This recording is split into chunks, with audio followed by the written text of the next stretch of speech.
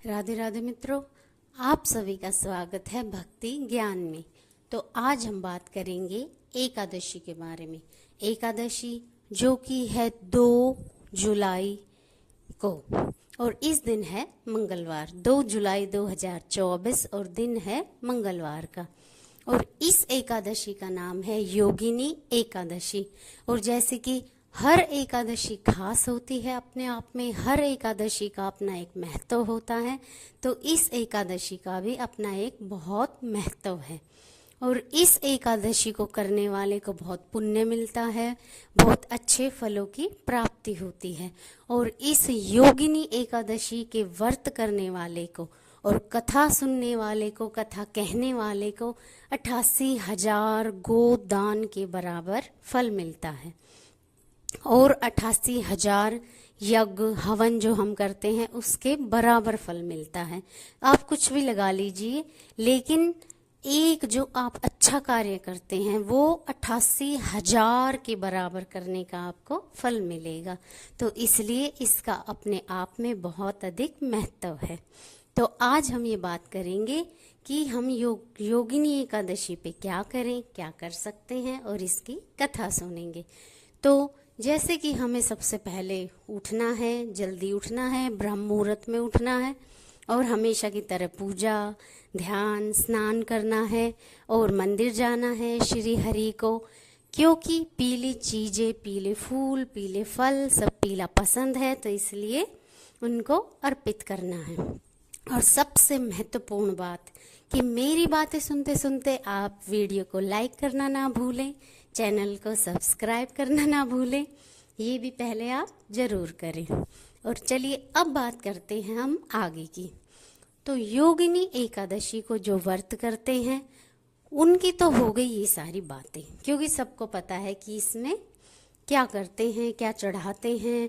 पीली वस्तुएं अधिक चढ़ाते हैं, और क्योंकि वो श्री हरि को बहुत प्रिय हैं।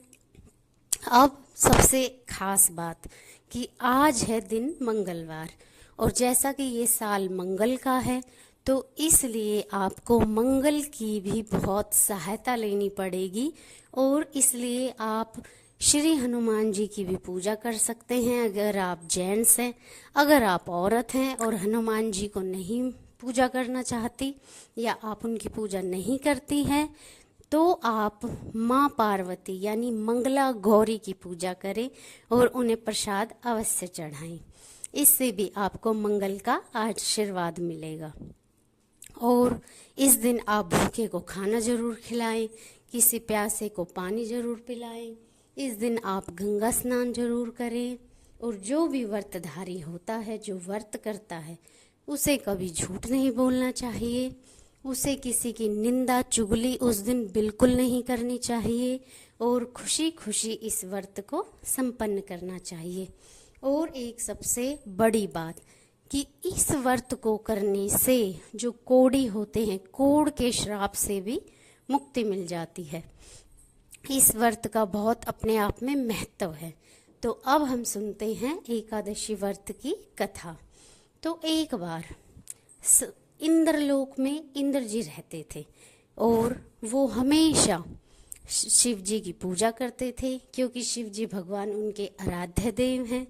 और तो जब वो पूजा करते थे तो एक माली था जो उनको हमेशा फूल दे के जाता था, और वो उन फूलों को मानसरोवर से लाता था, और फिर इंद्र जी उन फूलों को शिव जी पर अर्पित करते थे, उनकी पूजा किया करते थे, और उनका ये सुबह का नियम था। तो एक दिन बहुत देर तक इंद्र जी बहुत इंतज़ार करते रहे, लेकिन फिर भी फूल वो माली लेकर नहीं आया। तो उसने, इंद्र जी ने अपने सेवकों से पूछा कि फूल अभी तक क्यों नहीं आए। तो उसके सेवकों ने बताया कि प्रभु, उसकी जो पत्नी है वो बहुत ही सुंदर है, और वो अपनी पत्नी के साथ ही हास्य विनोद में लगा होगा, इसलिए वो नहीं आ पाया, और आप यहाँ इंतज़ार कर रहे हैं। तो इंद्र जी को बहुत गुस्सा आया, इंद्र जी को क्रोध आया, और उन्होंने क्रोधित होकर अपने सेवकों को बोला कि जाकर देख के आओ कि अभी तक वो माली क्यों नहीं आया, क्यों फूल लेके नहीं आया है। मेरी शिव जी भगवान की पूजा भंग हो गई है और बहुत ही लेट हो गई है।